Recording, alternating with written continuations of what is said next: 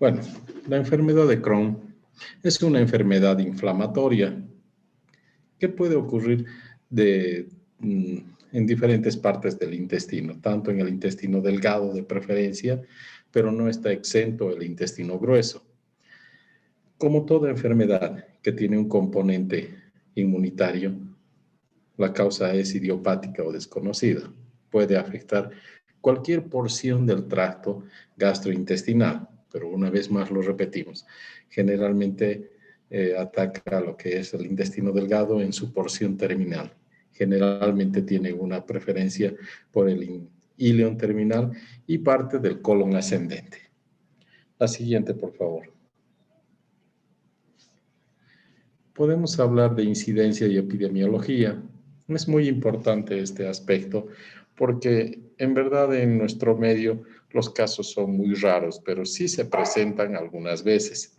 La enfermedad es quirúrgica, es primaria y, como habíamos determinado, era de preferente ubicación en el intestino delgado.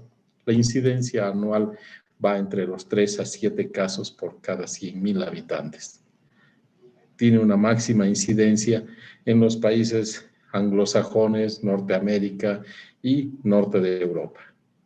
La edad de presentación va entre los 20, 60 años, gente relativamente joven hasta iniciando los de la tercera edad. La mortalidad es 2 a 3 veces mayor que la población en general. ¿Y por qué razón? Porque genera en él un antecedente nefasto que es el cáncer del tracto gastrointestinal, una variedad de adenocarcinomas que se pueden presentar gracias a la presentación de este tipo de patologías.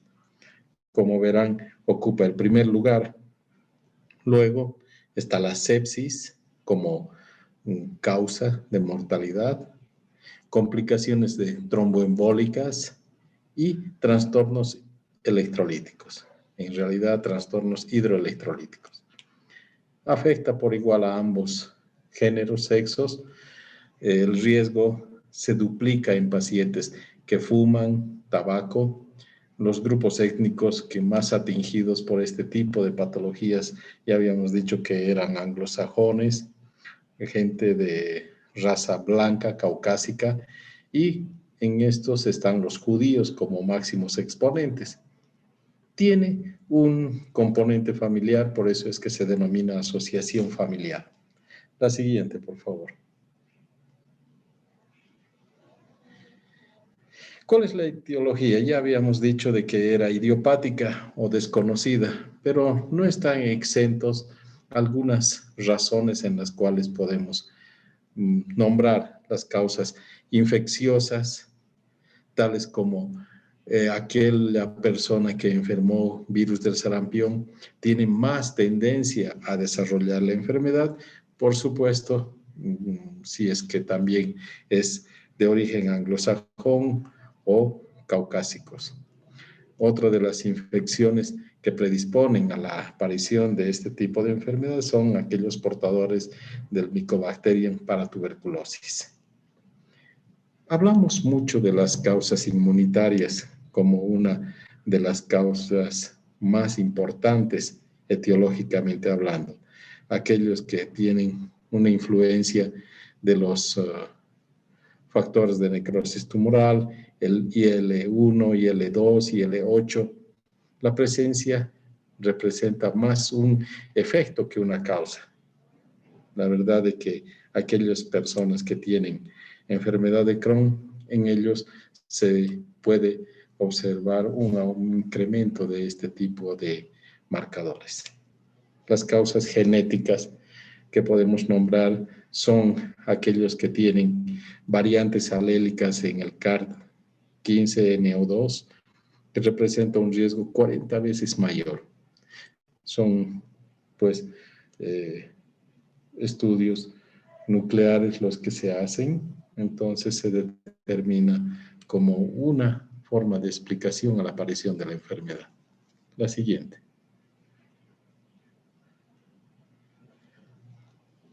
viendo la anatomía patológica y la localización del padecimiento, vemos de que el colon y el intestino delgado están atingidos por el padecimiento en un 55%, de los cuales el intestino delgado el 30%, el colon apenas el 15%,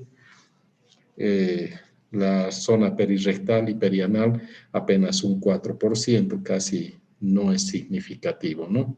Puede afectar desde la boca, esófago, estómago, primera porción del intestino delgado, el duodeno, el apéndice casi nunca, el apéndice también, ¿no? Pero casi nunca es un foco único. Eso quiere decir de que si hay en una parte, puede ser de que aparezca o esté también localizada el padecimiento en otra parte del intestino.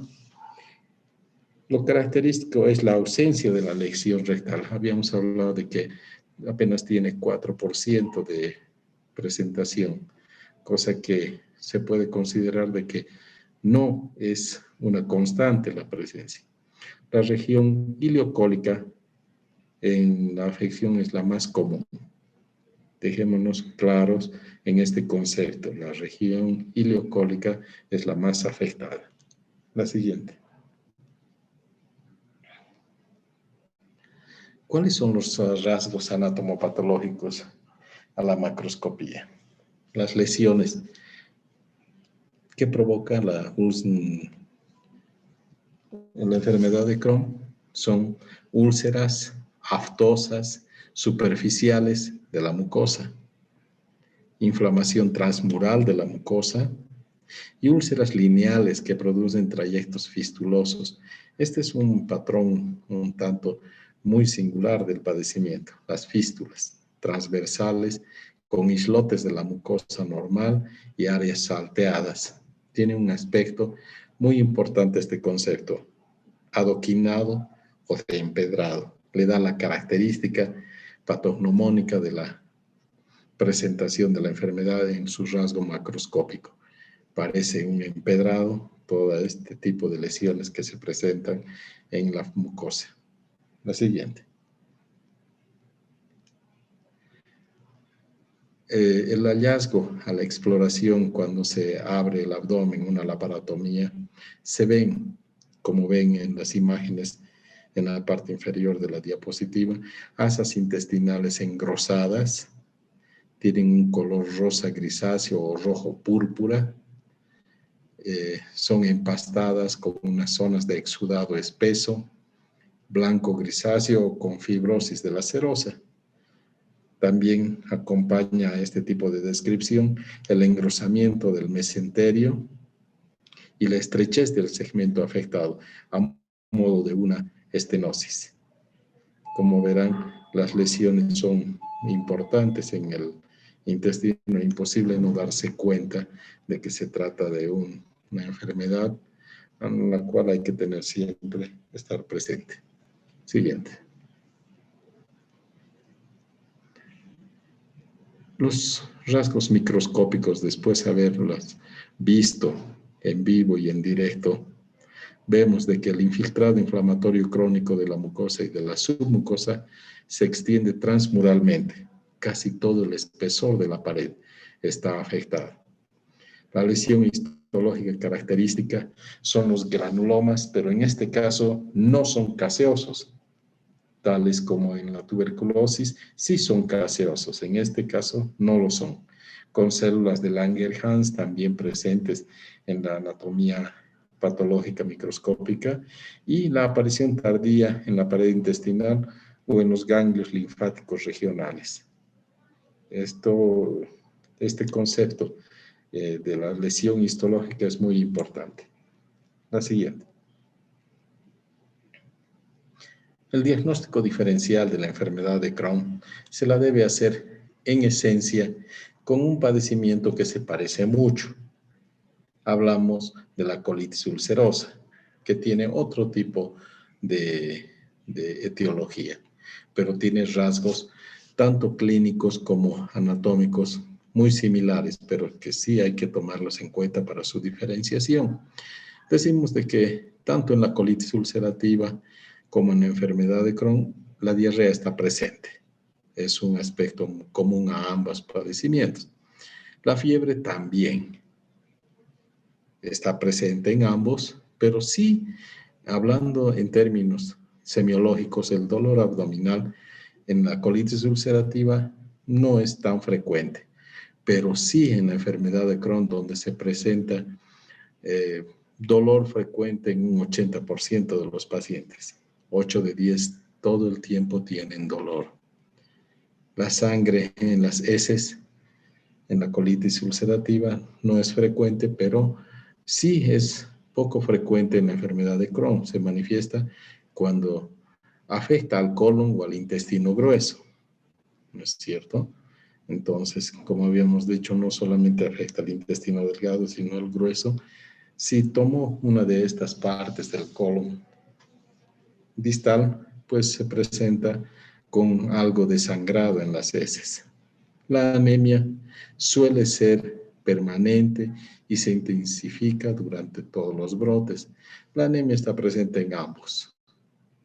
La pérdida de peso es mucho más durante los episodios de colitis ulcerosa, ¿no? En los brotes graves, con estrechamiento, ¿no? Ligada a la pérdida del apetito. Y en la enfermedad de Crohn, ¿no? Especialmente es importante cuando afecta al intestino delgado. El paciente no puede, no quiere comer. El tenesmo, que es la sensación de evacuación incompleta, es frecuente en la colitis ulcerosa y en la enfermedad de Crohn se manifiesta cuando solamente afecta el colon o el intestino grueso. La fatiga es frecuente en ambas patologías. Las lesiones anales, habíamos dicho de que en la colitis ulcerosa es poco frecuente, pero sí en la enfermedad de Crohn se presentan las fístulas, úlceras, ¿no es cierto? Presentes apenas en el 10% de los pacientes, las fístulas. Las manifestaciones extraintestinales solamente se puede presentar en la colitis ulcerativa en un 10% de los pacientes. Afecta principalmente a las articulaciones, piel, ojos, hígado. En la enfermedad de Crohn, presentes en un 20 a 40%. Afecta a las articulaciones, piel y también los ojos. Esta tabla de diagnósticos diferenciales entre una y otra patología también no deja de ser importante porque a la hora de diagnosticar hay que tomar en cuenta los aspectos positivos de la enfermedad de Crohn. La siguiente. El diagnóstico. ¿Cómo se diagnostica la enfermedad de Crohn? Se hace a través, por supuesto, del examen clínico, de la sospecha clínica, de la procedencia, de la raza y otros aspectos. Pero también nos tenemos que apoyar en estudios de gabinete. Son los estudios de contraste varitado, ¿no? Que se presenta un aspecto adoquinado, como habíamos nombrado hace un momento en los hallazgos macroscópicos del padecimiento, es muy parecido a un empedrado de la mucosa con trayectos fistulosos transversales y hendiduras. El signo de la cuerda de Cantor son segmentos largos estenosados del hilo terminal.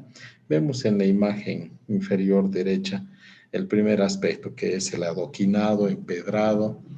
La imagen muy característica, hasta radiológicamente la describen tal como dice el libro. Y el del lado izquierdo ven una imagen que parece una cuerda. Es el signo de la cuerda de Cantor. La siguiente.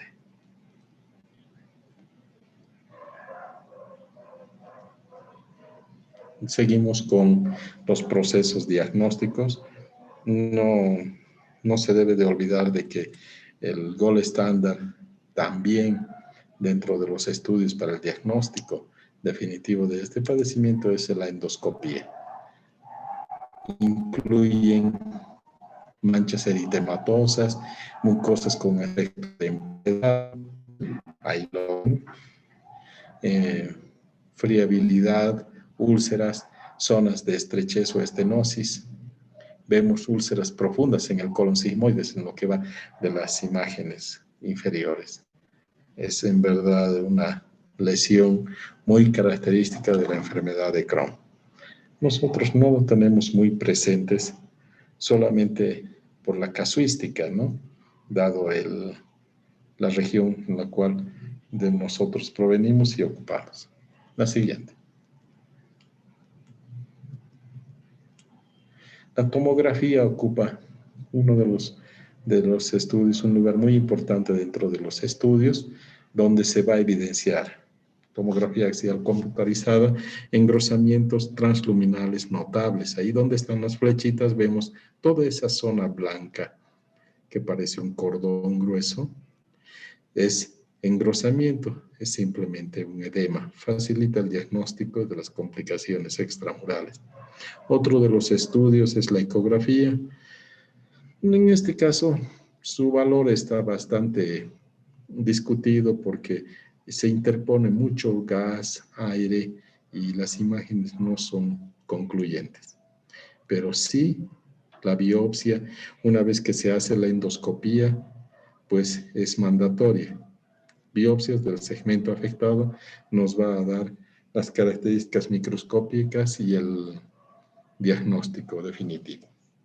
La siguiente. ¿Cuáles son los criterios diagnósticos de la enfermedad de Crohn? Son puntos muy capitales que considerar. Son los criterios clínicos que ya los habíamos nombrado. Haciendo una recopilación y resumen, decimos de que el dolor abdominal es recurrente, hay diarrea crónica, hay pérdida de peso, hay una sensación de masa abdominal, es la acumulación de gases o porciones del intestino que hacen de que sobresalga o se note más hacia la pared anterior. La enfermedad perianal, aunque es poco frecuente, pero es muy característica por las fístulas y otro tipo de manifestaciones extraintestinales, como ya las habíamos nombrado anteriormente.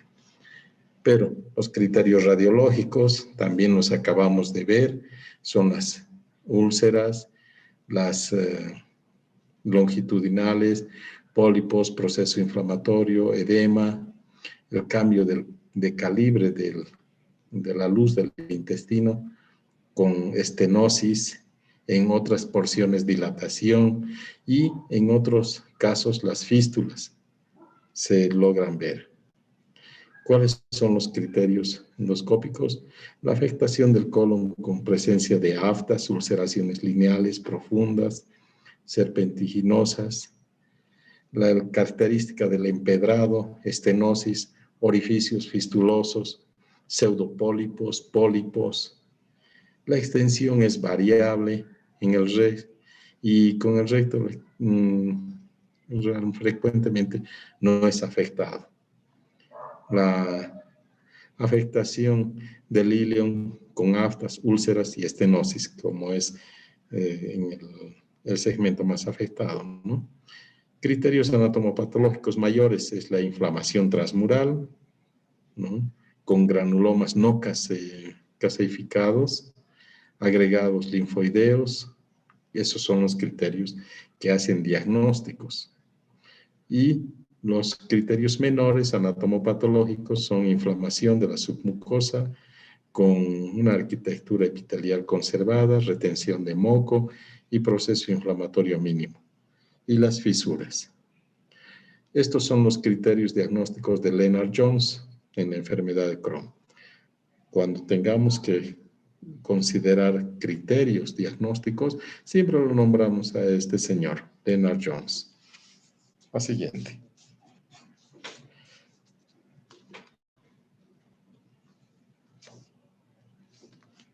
¿Cuál es la clasificación del comportamiento en la enfermedad de Crohn? Se define 3 tipos de comportamiento ante el padecimiento inflamatorio, ¿no? Inicialmente podemos hablar de que es constrictivo, penetrante. Inicialmente la enfermedad es solo un proceso inflamatorio en la mayor parte de los casos. pero con el tiempo, en unos 10 años de haberse hecho el diagnóstico de enfermedad de Crohn, el padecimiento se hace mucho más intenso, se vuelve penetrante en casi de los al 50% de todos los pacientes ya diagnosticados. Por eso consideramos como un aspecto a ser clasificado la edad al momento del diagnóstico, el comportamiento y la localización. La edad al momento del diagnóstico es en menores de 40 años y un a 2 mayores de 40 años. El comportamiento en B1, B2, B3, el B1 ni es estenosante ni penetrante, el B2 ya es estenosante y el 3 ya es penetrante. La localización en L1, L2, L3, L4 se refiere a localización. El L1 será una afectación inicial del ilium terminal, un L2 si es que ya compromete el colon, un L3 si es ambos y un L4 si es la porción superior del tubo digestivo. Quiere decir de que si afecta ya porciones más altas como el yeyuno y el duodeno. Estos son criterios de pronóstico más que de otro tipo de consideraciones. La siguiente. ¿Cuál es la evaluación del grado de la afectación inflamatoria en la enfermedad de Crohn? Puede ser clínicos, endoscópicos, histológicos o una combinación de ellos. Uno de los más utilizados en la enfermedad de Crohn por su sencillez es el índice de Harvey-Bradshaw, ¿no?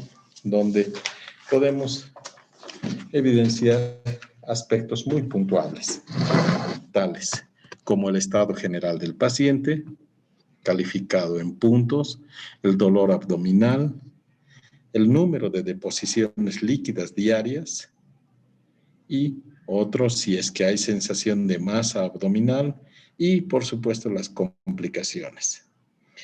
Si vamos a agarrar como una de las variables el estado general, podemos ver de una escala del 0 al 4. El 0 será muy bueno, el 1 regular, el 2 malo, 3 muy malo y 4 malísimo. El dolor abdominal sigue con el mismo tipo de calificación, del 0 al 3. No hay dolor, 1 si es ligero, 2 si es moderado, 3 si es intenso. Luego, hablando de las deposiciones líquidas diarias, bueno, no se nota un puntaje, ¿no es cierto? La masa abdominal, igual. Sí, no hay, si es dudoso, definido o definido y doloroso. Y las complicaciones. ¿Cuáles son las complicaciones que se deben de considerar a la hora de evaluar el proceso inflamatorio? Si va acompañado de artralgias, una uveitis, un eritema nodoso, aftas, piodermas gangrenosos, una fisura anal, otras fisuras, abscesos. La puntuación va siendo así. Si son una calificación de menos de 6 es leve, si va entre 6 y 12 es moderado y más de 12 es grave. A esta tabla de Harvey-Bradshaw son criterios pronósticos de la evaluación de la enfermedad en todos los pacientes ya diagnosticados. Siguiente. Tenemos que definir, después de haber hecho el diagnóstico, la clínica, un abordaje terapéutico. Cuando hablamos de tratamiento, tenemos que perseguir objetivos con respecto a qué es lo que queremos hacer con un paciente que es ya diagnosticado. 1. Inducir y mantener el control de los síntomas. Definitivamente no vamos a curarlo, pero sí podemos reducir toda la gama de sintomatología molesta para el paciente. Un segundo punto, mejorar la calidad de vida, por ende, tratar de que el paciente no esté pendiente de su enfermedad y tenga un desempeño laboral y de la vida pues normal, como el resto de personas sanas. Y otro de los objetivos es minimizar la toxicidad y las complicaciones a corto y largo plazo. Para eso es que se había tomado las dos tablas previas en cuanto al pronóstico de la enfermedad una vez que ya fue diagnosticado. La siguiente.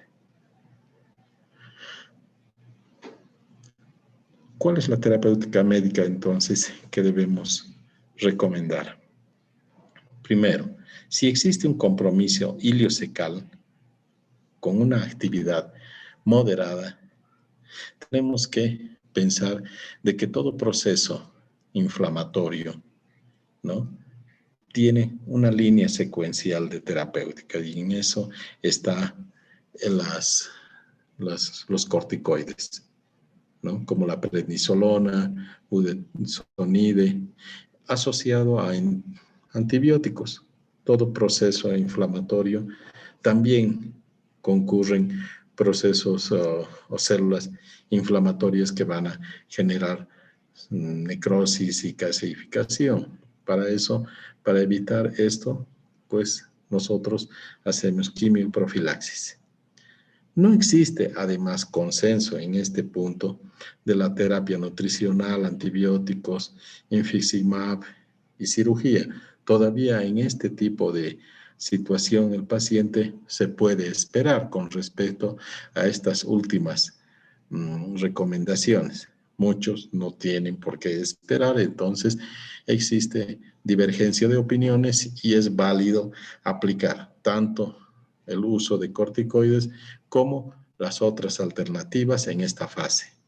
Pero si se trata de un compromiso iliocecal con una actividad severa de la enfermedad, los corticoides ya tienen que ser sistémicos. Además, pensamos de que el paciente va a tener secuentemente recaídas del padecimiento. Para eso usamos ya medicaciones que van a modular el proceso inflamatorio, tales como el metotrexate, la acetoprima, y cuando el paciente se considera de que es refractario al tratamiento, ya se usa el infliximab y, por último, la cirugía. Como verán, cirugía aquí siempre ocupa el último lugar en cuanto a las alternativas de terapéutica médica. ¿Por qué? Porque son definitivas y, bueno, se espera de que también la respuesta sea definitiva en ese aspecto.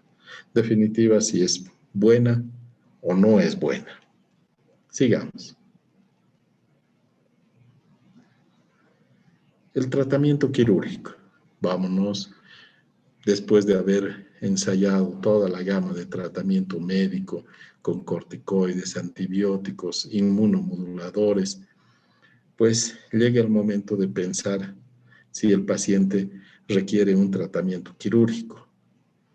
Y eso se va a dar en dos condiciones. Uno, cuando el tratamiento médico ha fracasado, que más o menos es en el orden del 25%. El tratamiento quirúrgico se hará cuando existen complicaciones. Como verán, el enfoque del tratamiento quirúrgico no es de primera elección y solamente actuamos ya cuando el paciente ha presentado complicaciones y esto se da en el 75% de los pacientes diagnosticados. Y las complicaciones al mismo tiempo pueden ser tanto agudas como crónicas. ¿Cuáles son las complicaciones agudas? Una oclusión intestinal es agudo, abscesos intraabdominales por el proceso inflamatorio que no se ha controlado, una peritonitis por perforación. Ya habíamos dicho de que pasado un determinado tiempo ya las lesiones pueden ser perforativas, penetrantes. Y otra de las causas también, o de las complicaciones agudas, son las hemorragias digestivas altas o también bajas.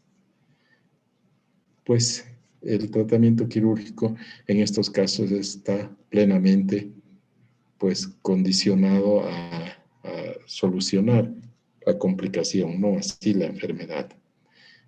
Los padecimientos y complicaciones crónicas, tales como la estenosis del intestino, estenosis digestiva, las fístulas internas que van a provocar infinidad de trastornos intestinales, hidroelectrolíticos y sépticos, y las fístulas externas, tanto de enterocutáneas, son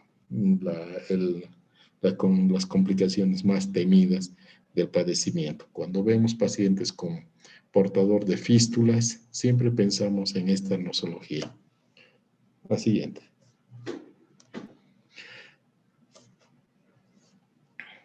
¿Cuál es el tratamiento quirúrgico? La evaluación de las lesiones es el paso previo a la elección de la técnica. Tenemos que saber, por supuesto, qué es la enfermedad de Crohn, cómo ha sido su esquema de tratamiento, su evolución como paciente, y vemos que tenemos que atender las complicaciones. A eso se refiere qué voy a hacer a elegir la técnica dependiendo de la complicación.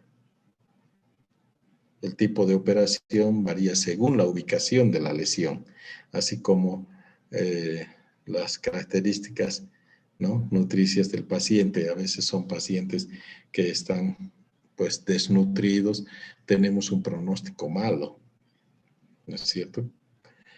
Las técnicas quirúrgicas a ser elegidas son técnicas resectivas. Podemos entrar a resecar el ilio, parte del colon, hacer derivaciones internas o también hacer pastillas intestinales.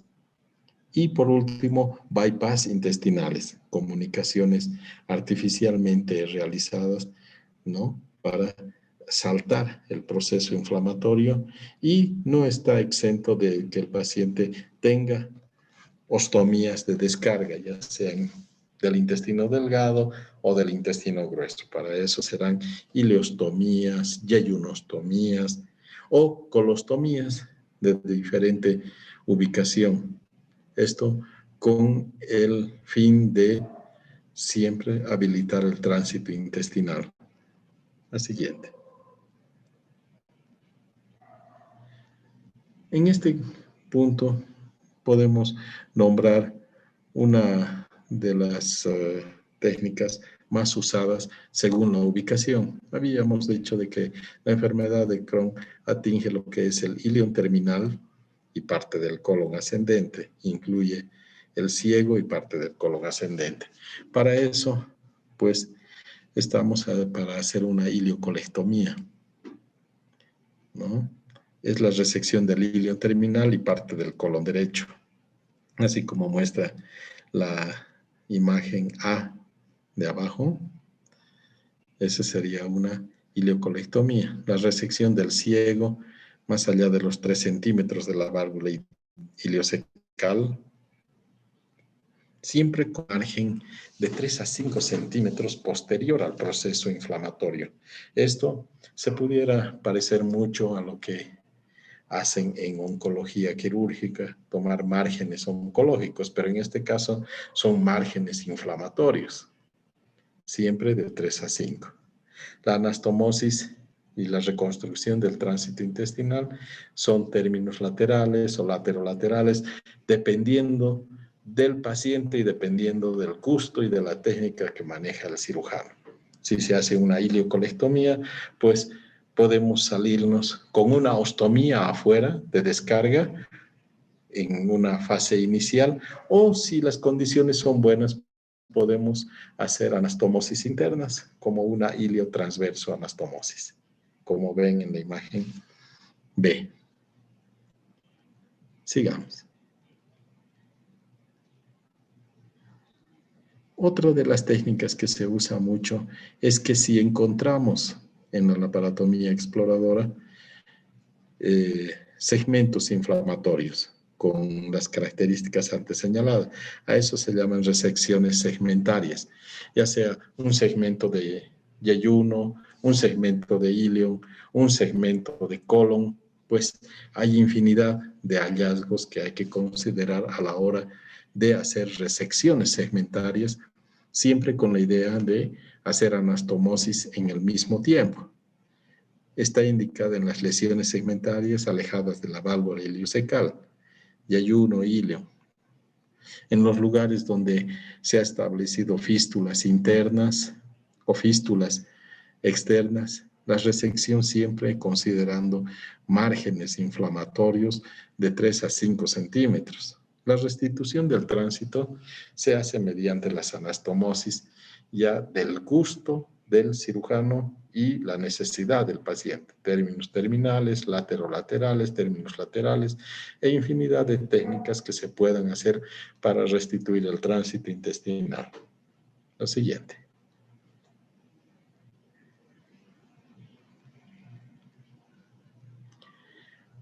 Aquí hay una de las técnicas que se hace y se hacía, la estricturoplastía.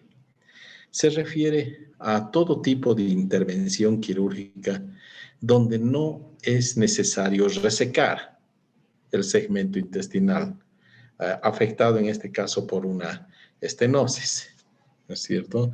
Sino que se amplía el segmento que generalmente es de poca longitud.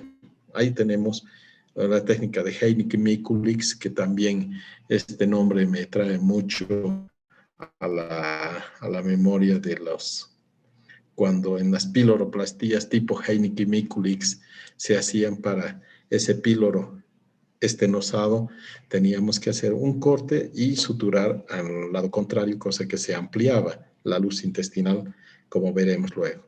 Otra de las técnicas que las nombramos como muy importante es la de Finney y otra la iliolaterolateral.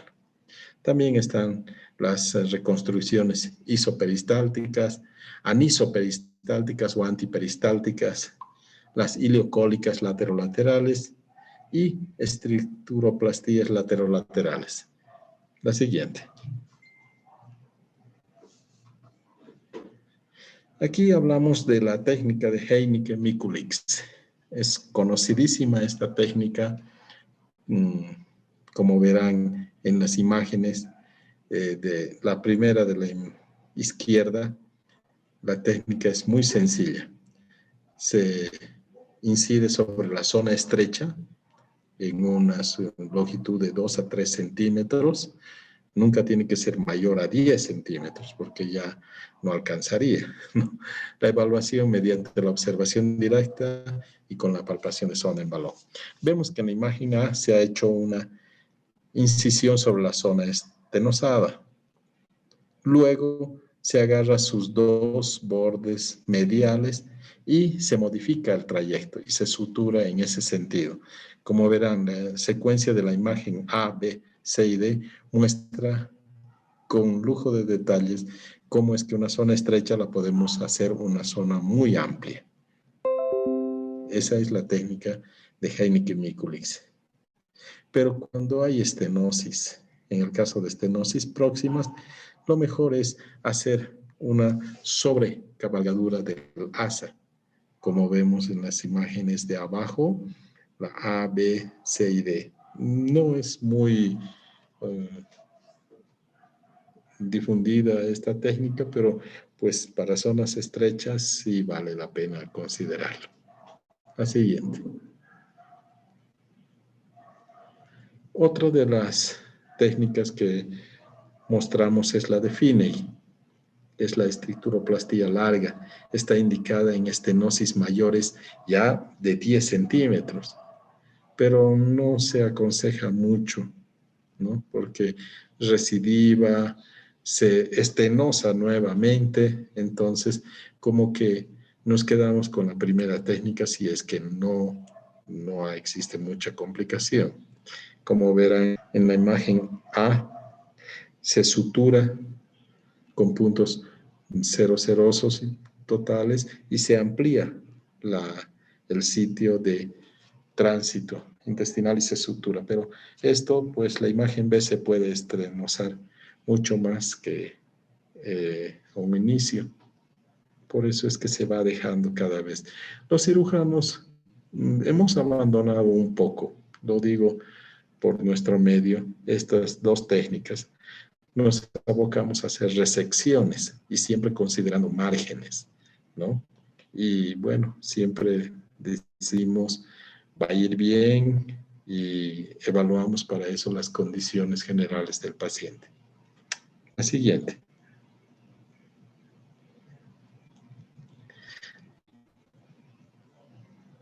Las anastomosis ilioiliales, ¿no? Isoperistálticas se refiere a que siguen la misma dirección de motilidad. Nos permite anastomosis más largas, como se ve en la imagen A, ¿no? De hasta 60 centímetros. El inconveniente es que el meso se sobrepone a la sutura y nos dificulta un tanto el procedimiento. Tiene una tasa baja de recidivas del 19 al 23%. Ven en la imagen A, B y C cómo concluye las anastomosis, ¿no? Otra de las técnicas es la ileocólica laterolateral isoperistáltica. Como verán, se hizo una resección, bueno, se agarra el ilion y se adosa hacia la pared del colon ascendente, hacia la bandeleta, y se la abre y se sutura, haciendo que la válvula iliocecal ya no funcione como debería funcionar, sino que hay un amplio pasaje del contenido ileal hacia el colon ascendente. Es muy interesante esa técnica, pero como que hay incompetencia y todo puede refluir hacia el intestino delgado. Sigamos adelante.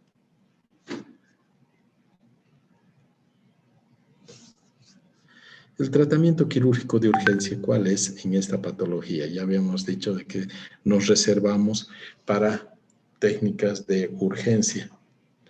En los casos en los que el paciente está con una peritonitis manifiesta, hay abscesos intraabdominales, o el paciente se obstruye o hay una hemorragia.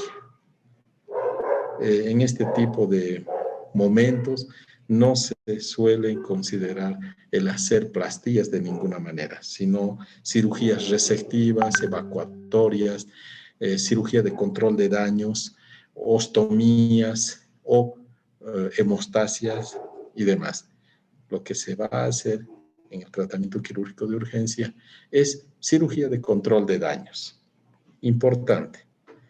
Hay que considerar siempre la coordinación médico-quirúrgica desde el principio del paciente, desde su proceso diagnóstico.